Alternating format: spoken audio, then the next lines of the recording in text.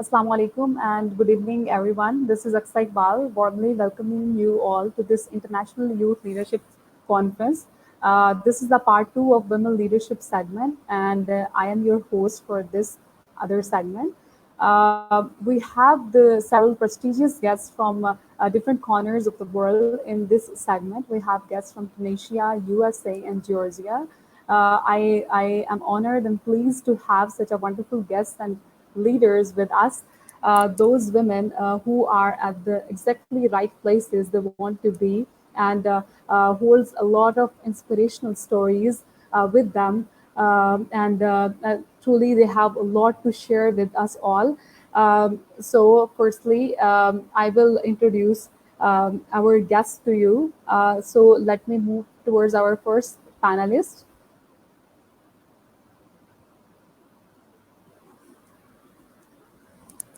Do we have our panelists with us now?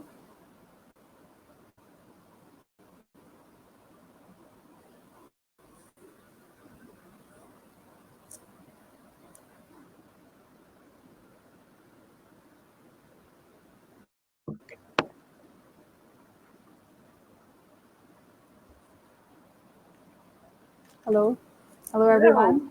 Hello. Hello. Can you hear me? Hello. Yeah, I can hear you. Yes. Yeah. And we have several social activists for women's rights activists. And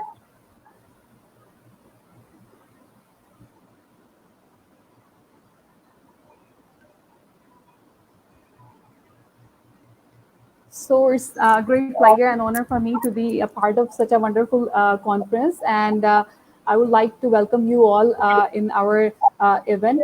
So as we have all of our panelists with us, so let's start with Ines. She is from Tunisia. She is the founder of Commit, senior trainer and a consultant. So Ines, would you please like to introduce yourself to our audience? Yeah. Uh, First of all, I'm very happy to be here. Thank you for the invitation. I never thought that a Tunisian woman would one day share her experience with Pakistani girls, and I'm so honored and so happy with this. Yeah, I'm graphic designer, and I recycled myself to become much more a design thinker. And I started my company here in Tunisia in 2015. I don't know. I mean, I think it's short introduction, right? So just like to start a bit to know about me. So would you tell us more about the commit? What's this society or organization for, and what it works for? Yeah. So commit is it's hard to define because when I ask people what do you think commit is, people say it's a community, a school, and a business. So it's the three of them. So it's a kind of social business. At some point, I started it in the beginning. I was like just wanting to offer training and consultancy in human centered approach, and I needed to form a team, and this team become a community. So that's why there is this community side where we are all together and we share knowledge and we share experiences. At the same time, it's a school because people they come, they learn from me, but now we are learning from each other.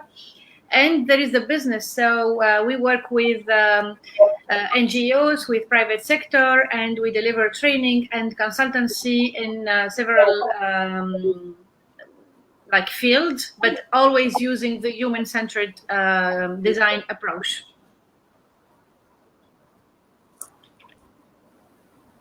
That's wonderful. So what kind of training do you use to give to your audience? Like what it is based on? It's the leadership training. It is the capacity building. What kind of training of things do you teach them while the training? We train people Oh, on really? design thinking and human-centered design. It means that we help them to develop this mindset of a designer thinker, to innovate and to come up with solutions that improve people's life and that take care of people's needs.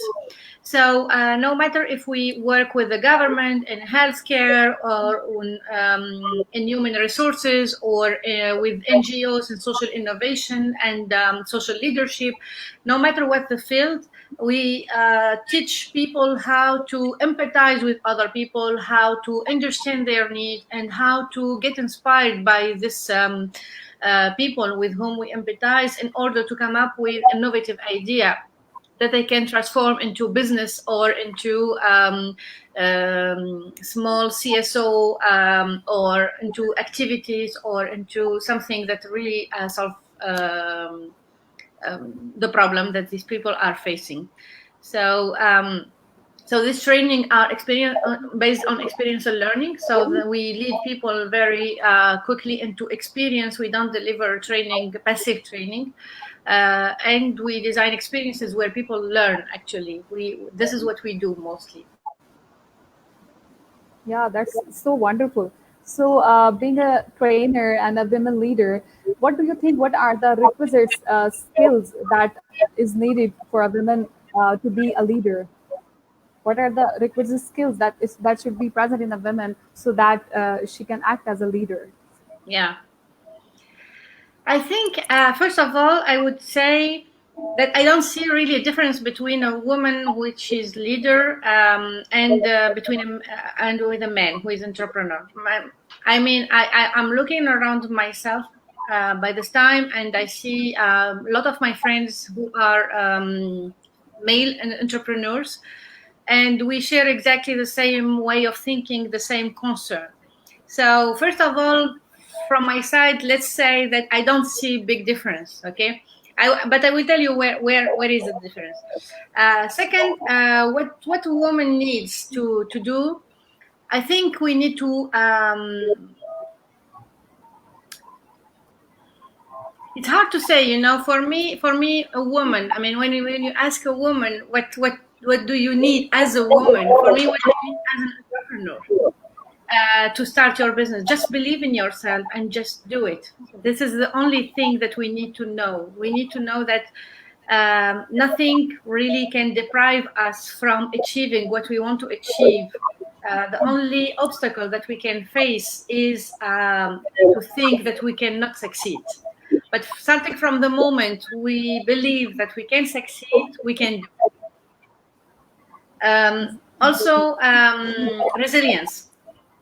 I mean, succeeding and developing leadership and entrepreneurship skills is about like really to fail and to come up to get up and to fail again and to get up and to fail and to get up. So really like build resilience and keep moving forward.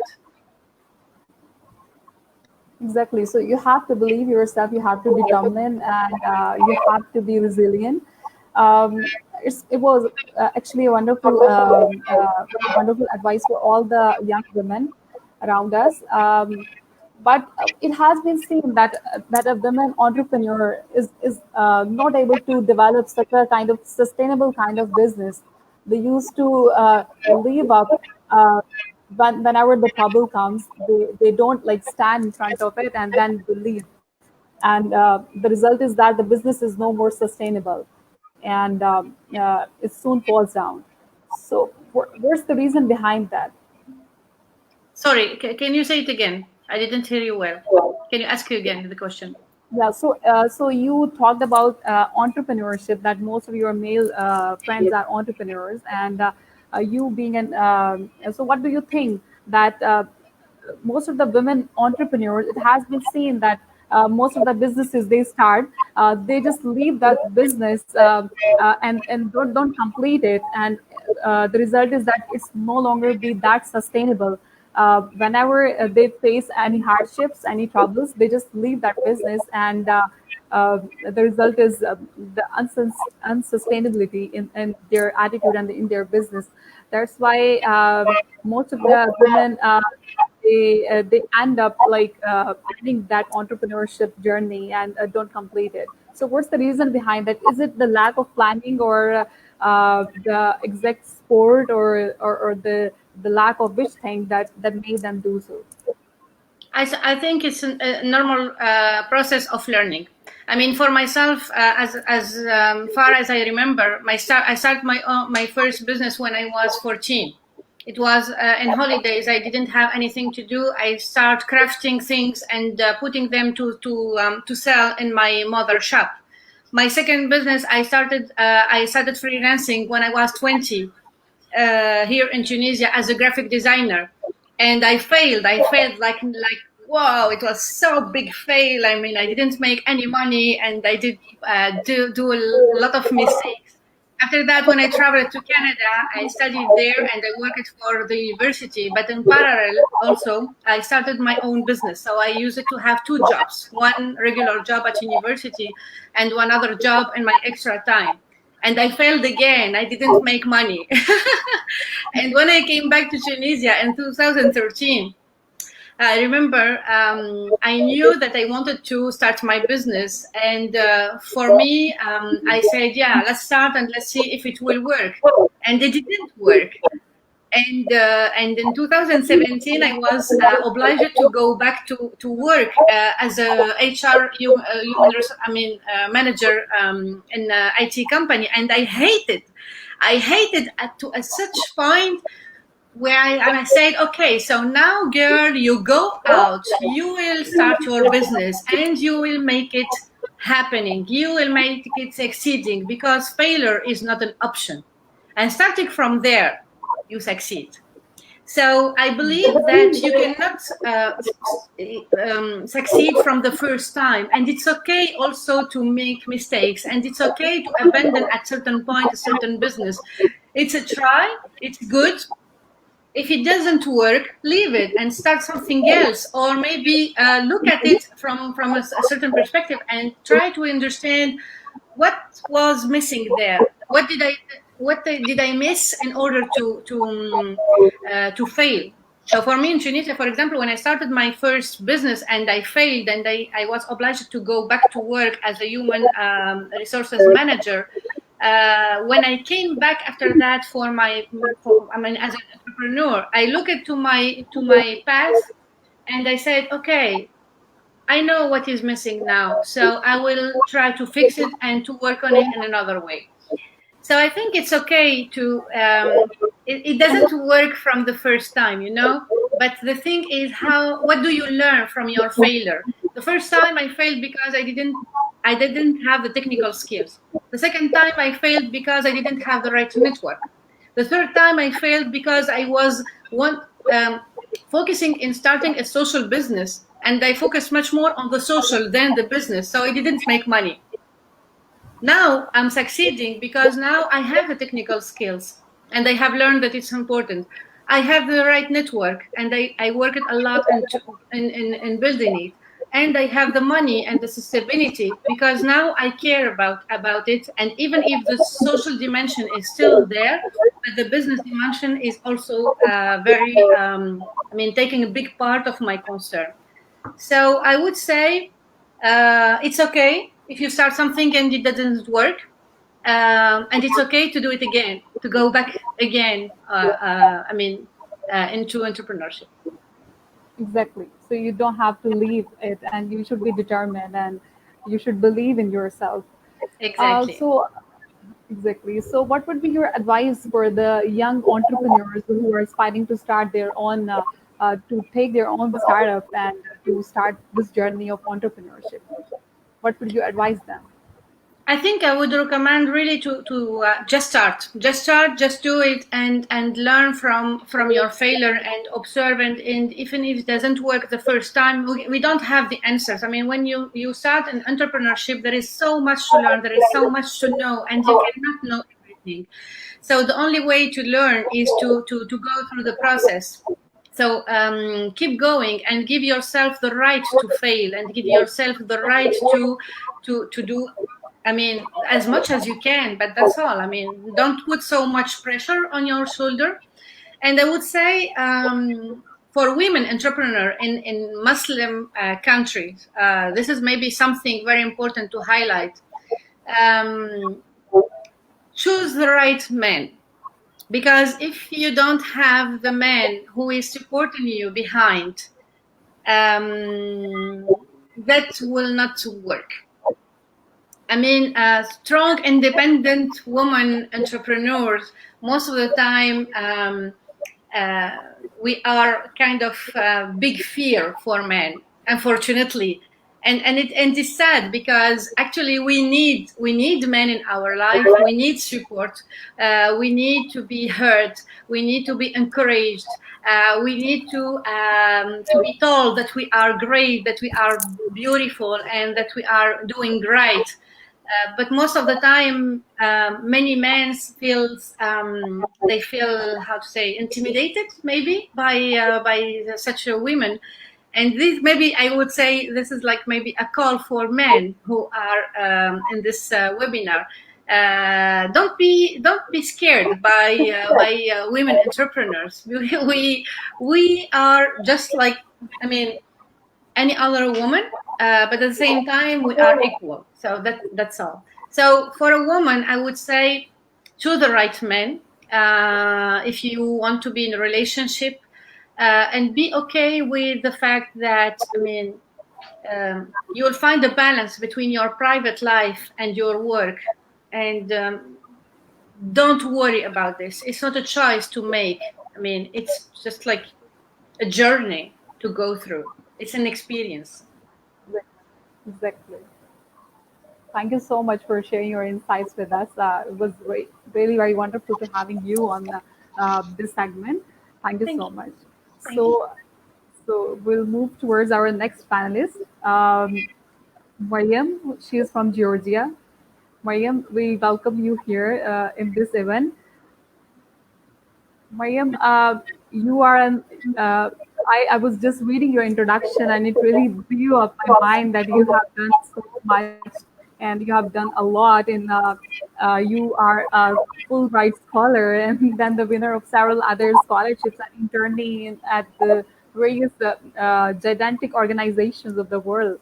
And above all, you are a mother, you are a wife, and I don't know how you are managing these things. And if I might be sharing your story, it should be injustice. So let's start with your story by yourself.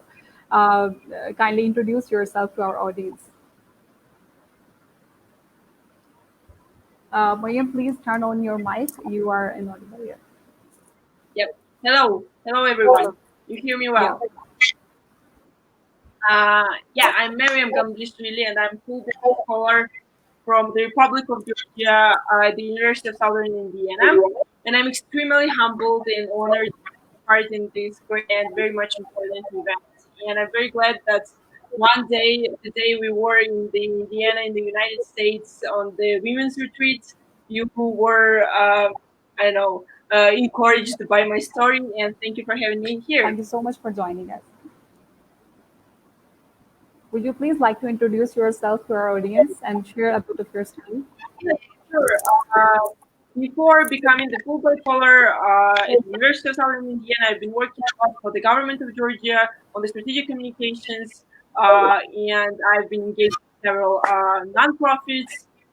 Before that, as you said, I've been working a lot during my bachelor's degree with the internships with different organizations. I was just like chasing and getting all the opportunities that I could. And currently, together with my Fulbright work, I'm working for the Atlantic Council, the DC-based think tank, and I'm there, the consultant for the Digital Forensics Research Laboratory, which works on exposing and explaining disinformation that comes from various actors. So that's what I do now. Exactly. So, how did you manage all those things, and how did you multitask and work on several things? Like you were a mother, you are a mother, and you are a wife, and then you are studying in another country, like leaving your child behind. So, how did you do that, and what was the hardships you faced during the whole journey of transformation? I have to start from the beginning of my story, and it was not easy, and it's not easy even now to manage. But I've been lucky enough to be born in a very small town in the Republic of Kazakhstan to diverse family, Russian mother and Georgian father. And actually, that's the time where my luck began because I had a very supportive father who would, at the age of 16, when I was 16, let me go and live in Kazakhstan and move to Georgia. Like, yeah, we were struggling that he would not let me to, because Georgians are pretty traditional men, and not only men, but the society is very traditional. And he wouldn't let me go to Europe, for example, United States, because you're 16 and how you can do that. But I had an option to leave that very small town, and I think that was the and that country actually is very much diverse. The Kazakhstan is very much diverse internationally. That's where this journey for being international and plus having various cultures around, like got me to the point that I have to leave this country and I have to see the world. So at the age of 16, I was already in Georgia and was studying my bachelor's degree in international relations. But before that, I would listen to people that, oh, how can you leave parents? You should be under the parents. I don't know, you're a birdie. You cannot fly away from them. But later on, when I moved to Georgia, my mother and everyone around was telling me that, yeah, that was the right decision to do. And I'm not saying that my journey and my case is a very right one, but in my case, I was doing all the decisions by myself. It was not pressure from someone, and I understand that different cultures, different societies, historical backgrounds of that societies can be can make us women to progress in much more difficult way. So when I moved to Georgia, and in several years, I was a senior. When for 2 years, I was already dating to my now husband. And like you're a senior, you are trying to get your first bachelor's degree, and I'm just announcing that, oh, I'm getting married, and all the professors, just from the I don't know from the seconds, were starting to telling me that that's the stuff. That's the way you will never progress anymore. You will be sitting at home with your husband, with your children. You won't do anything. You won't progress your career. And at that moment, I was thinking, like, no, that's not the case. I can do something, and I won't be listening to you. So it's not that your close family members or someone, but usually sometimes these are also the close family members. But just in general, society presses you to tell you that you are not capable of something. So I was 19 when I got married, and at the age of 20, I was on the senior year with a big belly and with a baby inside my belly. And I've been finishing the senior year, and I was working for the Ministry of Agriculture of Georgia and for the United Nations Development Program. And I remember I was on the 7th month pregnant when I went for the interview at the UNDP. So, and what I was trying to claim was that, it doesn't matter. It's my body. It's my choice. If I did something, it doesn't um, tell you what professional I am or what I'm capable of. Or you cannot measure by this my knowledge or my expertise. You cannot. So that's what I was trying to claim to the people. And again, so when I gave a birth to my baby, even though I had a bachelor's degree in the hands and several internships, the people would be telling me that, oh, you cannot start career with a small baby. It's impossible. But in 5 months, I get the offer from the governmental institution, from the Office of the State Minister of Georgia and the European NATO. And again, I see the pressure from the society that, when your baby is 6 months, you cannot go out at work because you are a horrible mother. How can you leave that baby? And that was again that struggle and that moment when you, people just are claiming that they know something and they know that they what are you capable of, but in reality, you are the one who should just stop listening to anyone and do something and work on yourself and manage. So, and again, like every stage, every progress had that voices around and that pressure that you cannot do that. But I did. I went out to work, and actually, me and my baby were growing up together. And again, to recall the comment by the previous speaker, I chose the right man. I chose the man who was supporting me, who was not telling me that you are my wife and you have to sit at home. And the case, it's not that in Georgia there is no problem. In Georgia we have a huge problem of femicide. We had a huge problem of discrimination against women. We don't have gender equality because the society is traditional. But I'm in that bubble where my husband appeared to be very progressive, very supportive, and without him I couldn't do that. And we were raising together our child, and she actually is going to school already. And I've got all these experiences together. And then, yeah, I again got the chance to go to for the Fulbright. And again, people, people will always speak, and people will always tell you that you cannot do something. But you just should not listen. You can just ask and tell the people that, okay, I'll take your advice, but I will decide myself. The final decision is by you. Of course, there are difficulties. Of course, not all the fathers are letting their daughters to go far. But as long as you have your dream, you can do something.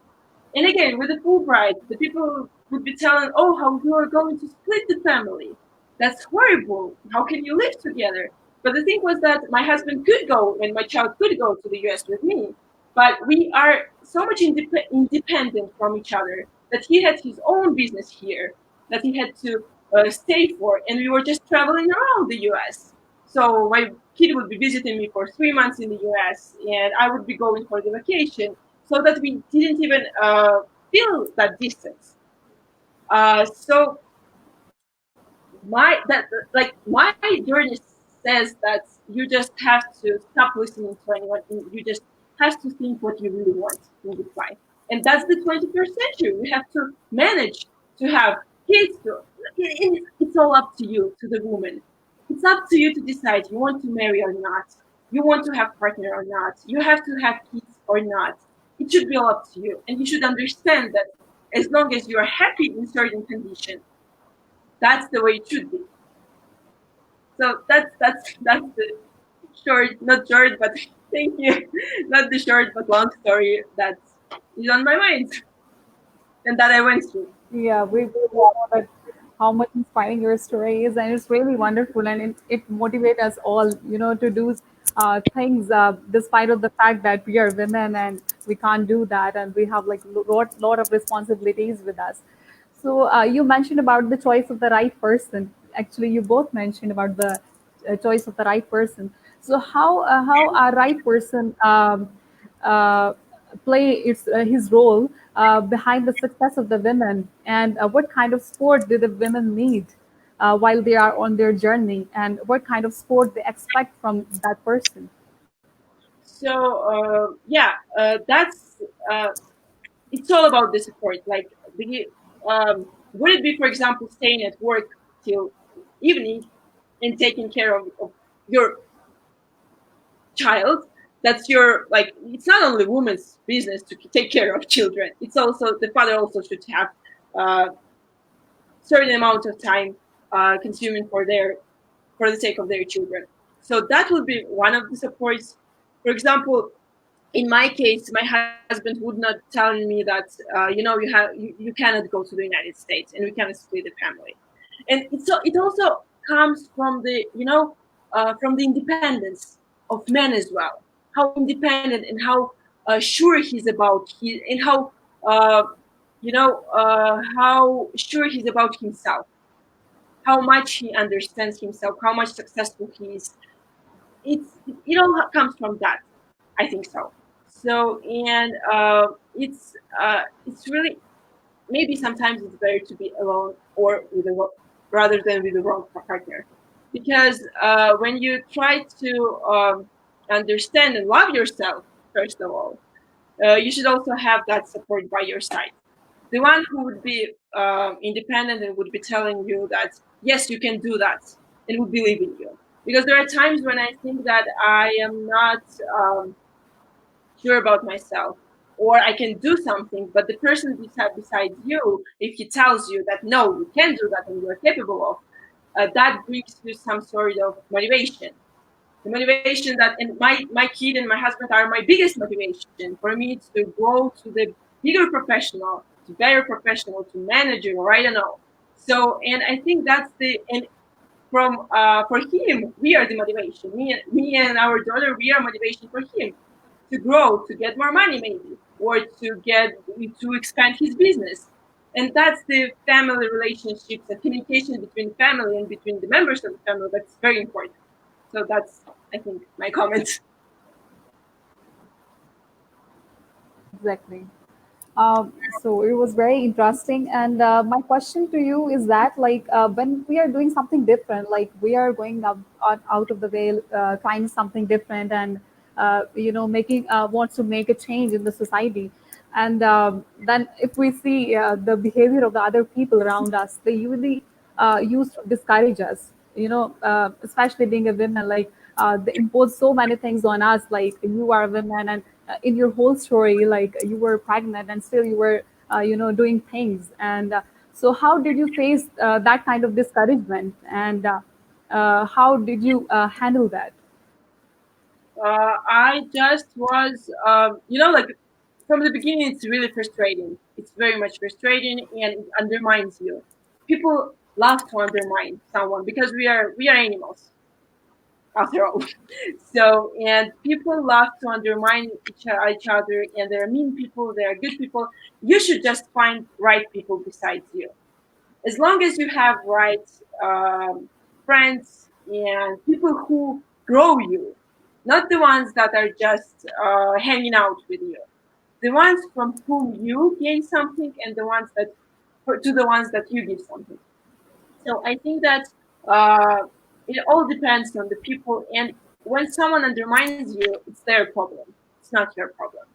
If someone thinks that pregnant woman cannot work, it's their problem, because pregnant women can work, and women should work. Women must work, and it's not your problem. And you just, the difficult thing is that unfortunately societies or some cultural um, I don't know, traditions that are shaped in certain society stop this progress. But I think as long as you get to your bubble, which is not very good in some cases, but like for example, now I see that around me are only successful people. I see around me the families where are the same situation, same like ours. I see that our friends, all of them are women, all of them are working. Men are working, and they're taking care of kids together.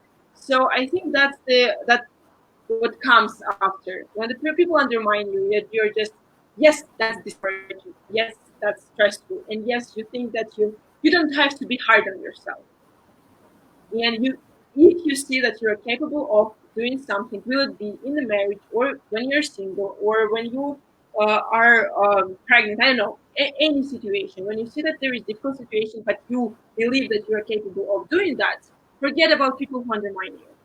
Find the people who can encourage you, and who will be that bubble in which you will be together. Exactly. Very wonderful thoughts, Mariam. And Mariam, do you have any advice for the young women of Pakistan?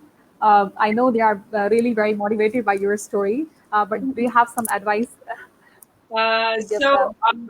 I was counting. I'm 26 now, and I've been learning for I guess 18 or 20 years, because like the high school takes 11 years, then a bachelor's takes 4 years, then I got my first master's for 2 years. Now I'm getting my second master's for 2 years, and then I'm planning to do a PhD because I really want to teach at universities, and that says that for 80% of my life I'm learning and I'm studying. So together with all work, all the time I was studying, and I think that's what the most important message will be: learn as much as you can, engage as much as you can. Again, there might be lack of resources. Not every country, not every family is perfect and developed. Like, for example, kids and girls are in European countries, right, or in the US. But try to chase that moment. Google a lot, research a lot, search for opportunities, find get in touch with the embassies. You came to the US through the embassy, right, through the program that was and I'm in the US that through the program that is financed by the US Department of State. Search for the opportunities. And again, my life hasn't been perfect.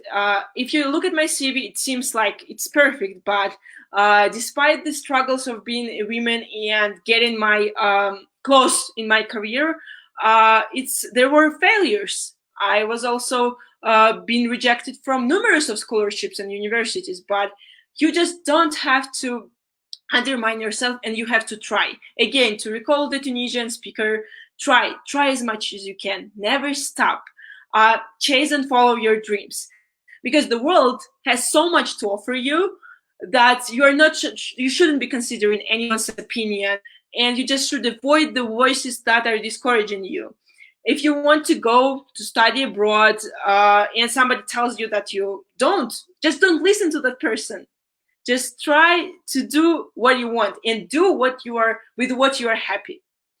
Again, will it be being single or will it be being married? Just try and talk to yourself.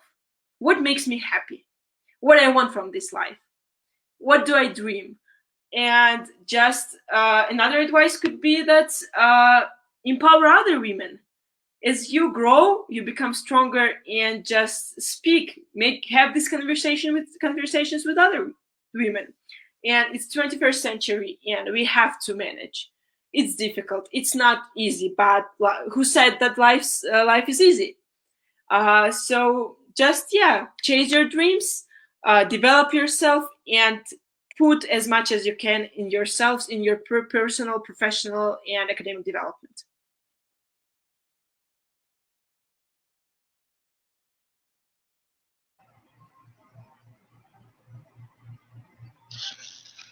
We can hear you. You're muted.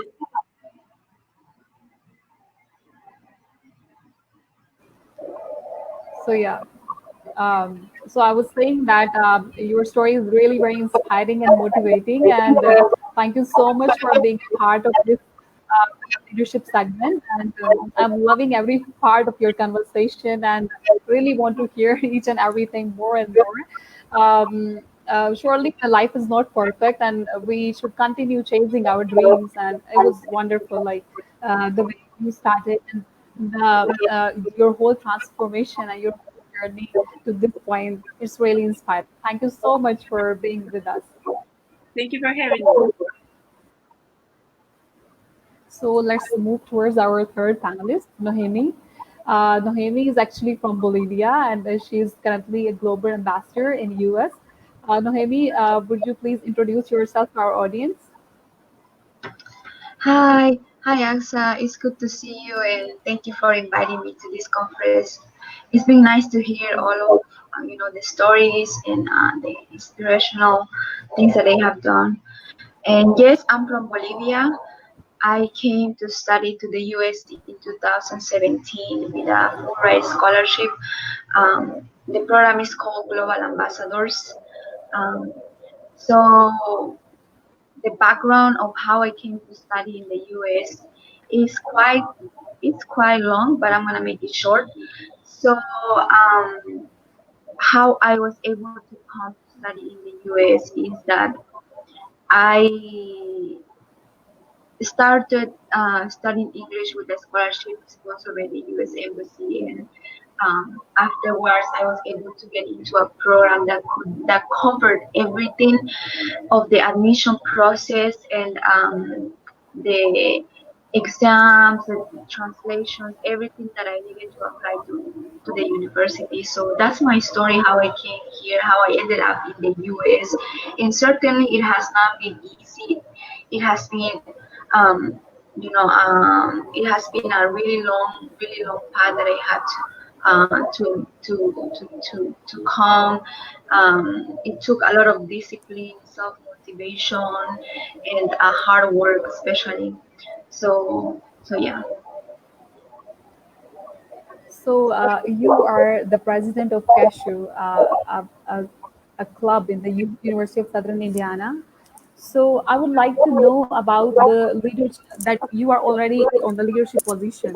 So how do you feel and how do you learn? What are your takeaways being by being a leader? And what do you learn and what do you want to tell others so that they should be motivated? And and which will be really helpful for them in their journey of leadership. So, what were the takeaways?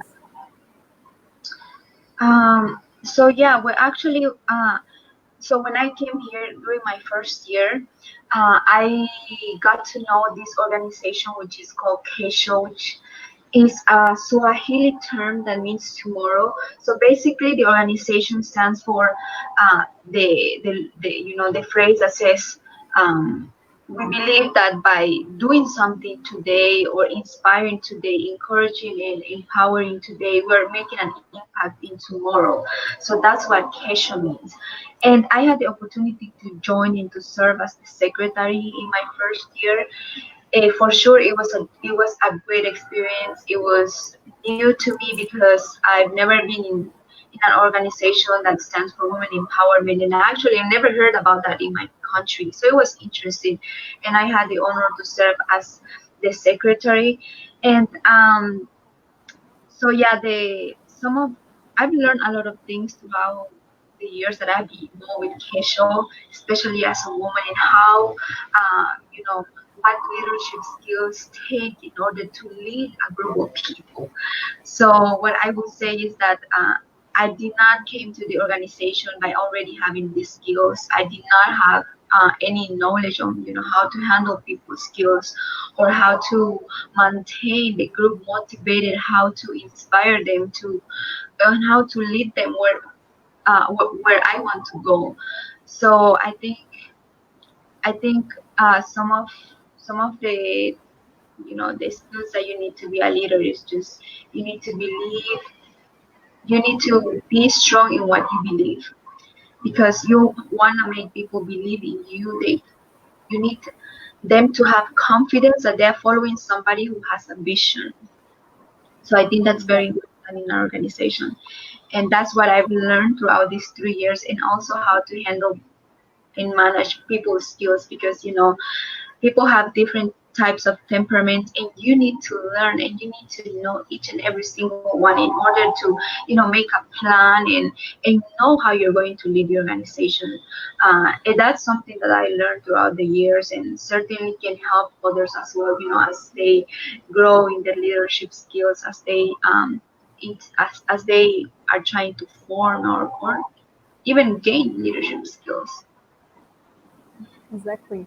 So, Nohemi, you were talking about the women empowerment that you have done, women empowerment, some projects on women empowerment in Kashmir. So, what things that you have done to make this happen and to empower other women, and how do you do that? Like how women empowers other women? So yeah, some of the things that we have done. So each year we kind of do the same thing. Usually in the fall, for example, we attend. We actually organize an event. It could be something that inspires or impacts the community as women. We come together, we plan something, uh, we try to figure out what are we going to do, and then we do it as a group, as well, not necessarily to empower women, but to do an activity together and to show what we are capable of doing. So last year, for example, we did the hunger banquet in which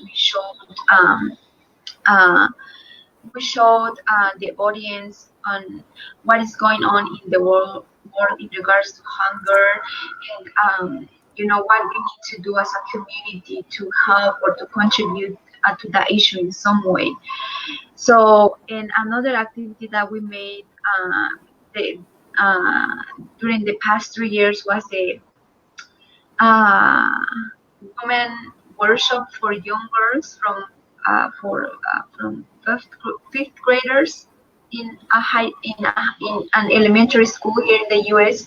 So basically, we had like a mini camp where around 25 girls would come and they would spend time with around 10 women. So basically, we plan a workshop for them. Uh, we go through topics over team building. We go to topics through like goal setting. So basically, we share our stories. We encourage them and we inspire them and to to do more. We inspire. We tell them that everything is possible. When you work hard, when you are determined to do something, and the point of everything that we do is to encourage them, to empower them, and to let them know that there are resources available that can help them uh, to to go one step further.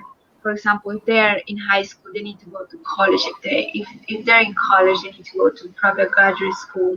So that's basically what we do. And something that I really really like about it is that the group usually in the mini camps uh, was put together with all different women from different countries. So people from Georgia, from Pakistan, from Saudi Arabia, they have different experiences. Somebody from Bolivia may not have a same experience as somebody from Morocco, from Saudi Arabia. Their stories are different. How they came here, how they got to this level, how they got to know about this opportunity of being here in the US studying and getting an education. The story is certainly different, but what also made them come here is the determination in wanting this.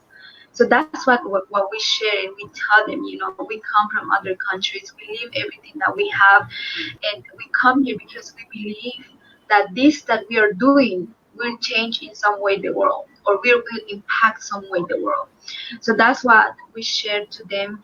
And unfortunately, we haven't able to do it this spring, but the last 2 springs uh, we had really really a really good group of people, of young girls who came and just listened to us, and through the activities they were able to get empowered as well. So how women empower to each other, I think, is by sharing their stories, by motivating each other, and by just encouraging to each other, because we're all trying to pursue something. We're all trying to chase our dreams. We're all trying to get an education, and we're all trying to, you know, uh, do what we believe.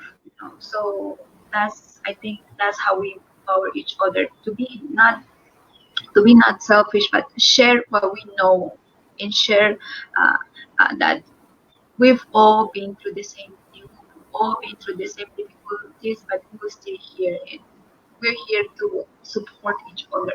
So I think I mean, from my experience, that's what I've got from women empowering other women. Exactly. That's very wonderful, interesting. I wanted to know from both of you, like, have you ever think in your life that you should be a man instead of a woman? Sorry, can you Like, repeat that question again, please? I wanted to ask you that have you ever come to a point in your life where you thought that you should be a man instead of a woman? Um, Not really. I thought about that. Okay. And Mariam, what's your No, take on that? yeah, sometimes maybe because it's a man world, but yeah, because sometimes we think men think that it's easier to be a woman, but women think that it's easier to be a man.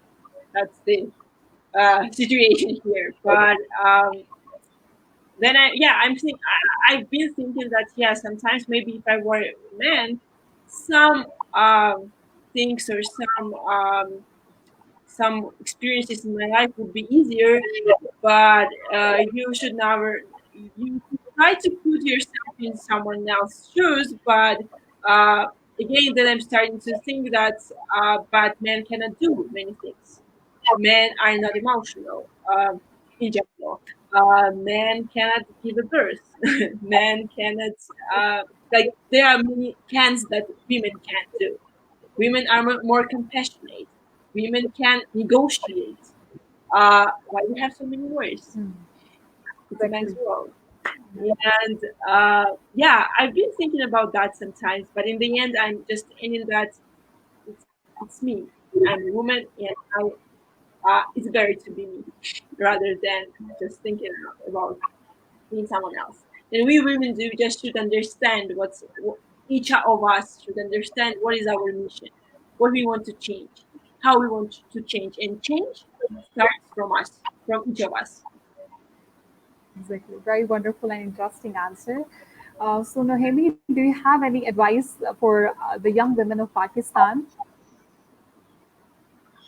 Um, yeah, I would say that as women, we just have to keep pushing. We have to keep trying because um, as for the difficulties, there will be difficulties. There will be problems all the time. They're all there. We just need to flow with it and need to understand that life is not easy, and we just need to flow with it. And if women, if you are a woman and you're watching this and you're interested in being a leader and guiding a group or serving a group or just serving your community, I think uh, we have a lot of responsibilities to do, because leading a group of people is difficult. And that means that you have to make a lot of sacrifices.